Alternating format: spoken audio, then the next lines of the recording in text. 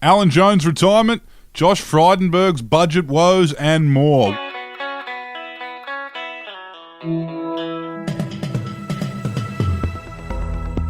You're listening to the Batuta Advocate's weekly news wrap on Desert Rock FM 96.5. Welcome back to the Batuta Advocate Weekly Bulletin. You're joined by myself, Clancy Overell, editor of the Batuta Advocate.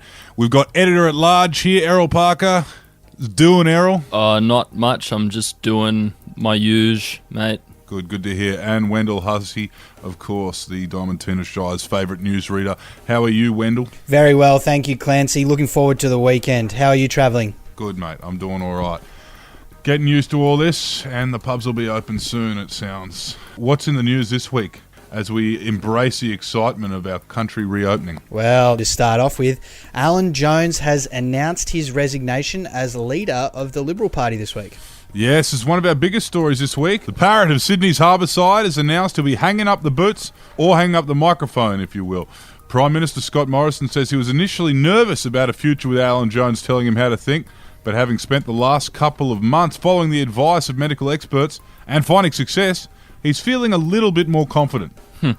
Well, it reminds me of a story from the last time I saw Alan Jones out. So basically, we're at Taronga Zoo. A bit funny and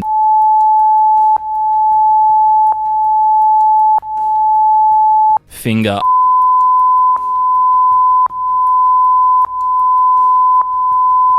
But anyway, that's my Alan Jones story. Any comments on that one, Wendell?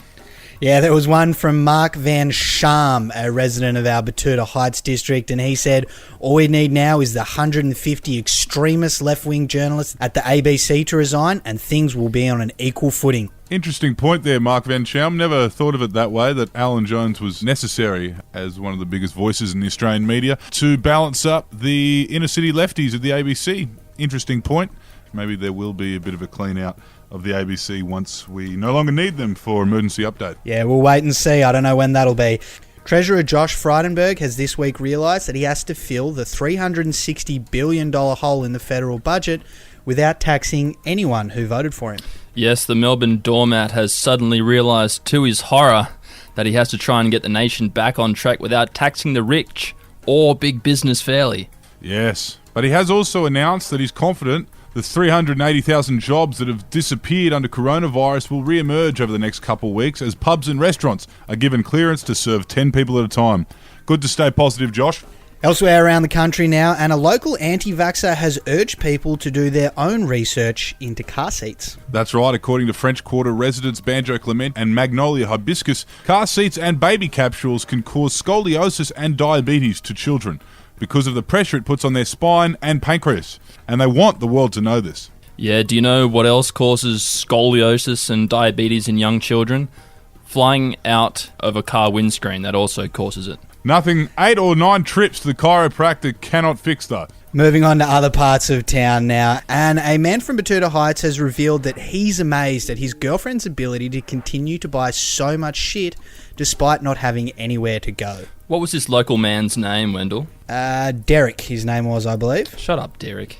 Stop being a Derek. Yeah, Derek contacted us this week wanting to whine about his girlfriend buying clothes that she can't really wear anywhere other than a sit-down meal at the pub at the moment. And look, he probably is right that Chantel is buying a lot of clothes. She'll probably wear 3 times, then leave in the cupboard for the next 2 years, then give to Lifeline. But his girlfriend's also revealed to us that he's not exactly Mr. Frugal. Yeah, she said that he's bought more than his fair share of grog and takeaway over the ISO period and just shelled out for 2 full-price PlayStation games, which are not exactly cheap.